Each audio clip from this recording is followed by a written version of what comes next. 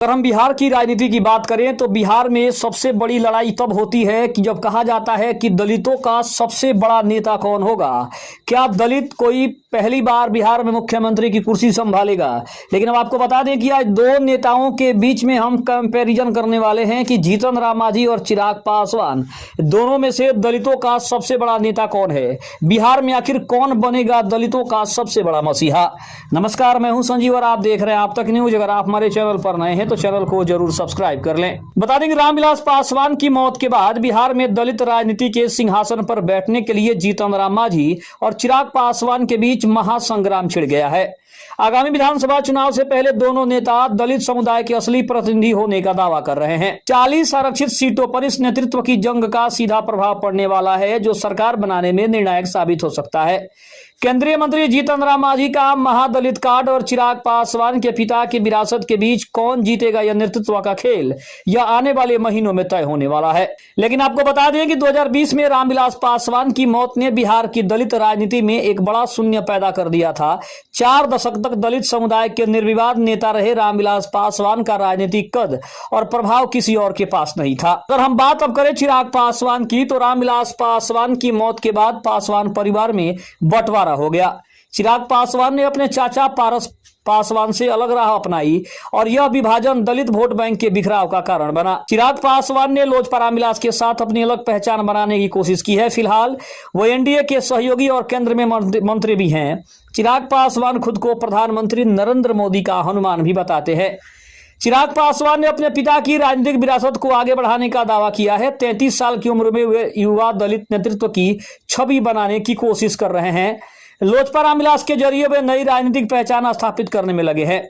रामविलास पासवान का बेटा होना उनकी सबसे बड़ी राजनीतिक पूंजी है और दूसरी बात करें तो कोयरी समुदाय में पारिवारिक प्रभाव भी है, जिसकी वजह से चिराग पासवान को इसका फायदा भी दिखाई दे रहा है। जमुई से लेकर हाजीपुर तक राजनीतिक नेटवर्क चिराग पासवान के पास है और नई पीढ़ी के दलित वोटरों में उनकी लोकप्रियता देखी जा सकती है। रामविलास की विरासत को बचाने के दावे के साथ चिराग ने खुद को लोजपा रामविलास का राष्ट्रीय अध्यक्ष घोषित किया है और युवा चेहरे को अपने साथ लाने की रणनीति भी अपना रहे हैं। वहीं अगर हम जीतन राम मांझी की बात करें तो जीतन राम मांझी ने महादलित राजनीति के जरिए अपनी अलग पहचान बनाई है। 2014 में बिहार के मुख्यमंत्री बनने के बाद से उन्होंने दलित राजनीति में अपनी दावेदारी मजबूत की है।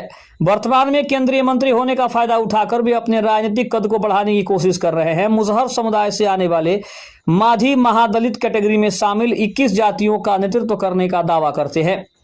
हिंदुस्तान अवाम मोर्चा के संस्थापक मांझी एनडीए के सहयोगी है और 2020 में 3 आरक्षित सीटें जीतकर अपनी उपस्थिति भी दर्ज कराई थी। गया, अरवल, जहानाबाद में उनका मजबूत आधार है और मगध क्षेत्र में दलित समुदाय में उनका प्रभाव देखा जा सकता है।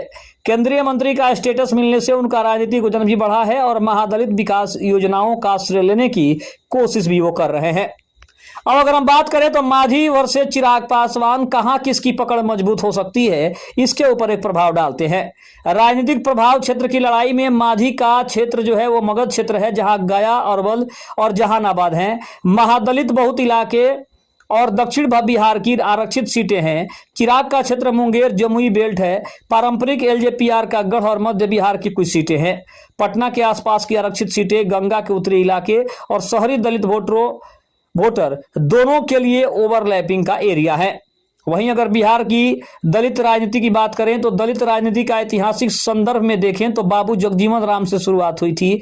जगजीवन राम का युग जो है 1946 से 1986 में कांग्रेस के दलित नेता के रूप में केंद्रीय मंत्री के रूप में लंबा कार्यकाल रहा और दलित राजनीति की नींव रखी। रामविलास पासवान का युग का जो शुरुआत था वो 1969 से 2020 में जगजीवन राम की विरासत को उन्होंने आगे बढ़ाया। समाजवादी राजनीति से जुड़ा हुआ और गैर कांग्रेसी दलित नेतृत्व का उदय भी हुआ था।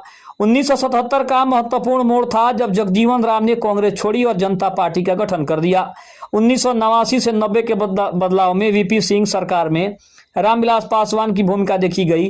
मंडल कमीशन के प्रभाव से पिछड़ा दलित गठजोड़ की राजनीति शुरू हुई और लालू प्रसाद के दौर में इसे और ज्यादा मजबूती मिली। वर्तमान में बिहार में दलित नेतृत्व की जंग केवल मांझी और चिराग का व्यक्तिगत मामला नहीं है। रामविलास पासवान की मृत्यु के बाद पैदा हुए राजनीतिक शून्य को भरने की एक बड़ी लड़ाई है। दोनों नेताओं के पास अपने अपने फायदे और नुकसान हैं। 40 आरक्षित सीटों पर इस महासंग्राम का परिणाम न केवल सरकार बनाने में निर्णायक होगा बल्कि अगले 2 दशक तक बिहार में दलित राजनीति की दिशा भी तय करेगा। फिलहाल दोनों अपनी अपनी जमीन मजबूत बनाने में लगे हैं। 2025 का चुनाव तय करेगा कि रामविलास पासवान की राजनीतिक विरासत का असली वारिस कौन है, अनुभवी जीतन राम मांझी या फिर युवा चिराग पासवान।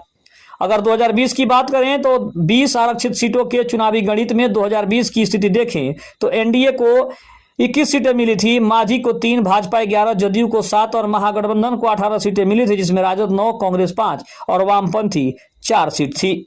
तो कहीं ना कहीं अब की बार की जो राजनीति है वो चिराग पासवान और जीतन राम मांझी के बीच है और लड़ाई ये है कि आखिर दलितों का सबसे बड़ा नेता और मसीहा कौन बनेगा, क्योंकि रामविलास पासवान की मृत्यु के बाद दलितों का मसीहा अगर कहे जाए तो कहीं ना कहीं वो जगह अभी भी खाली है, जिसका भरने का जो प्रयास है वो चिराग पासवान और जीतन राम मांझी दोनों अपनी तरफ से कर रहे हैं। खबर कैसी लगी कमेंट में जरूर बताइएगा। तब तक के लिए धन्यवाद। जय हिंद, जय भारत।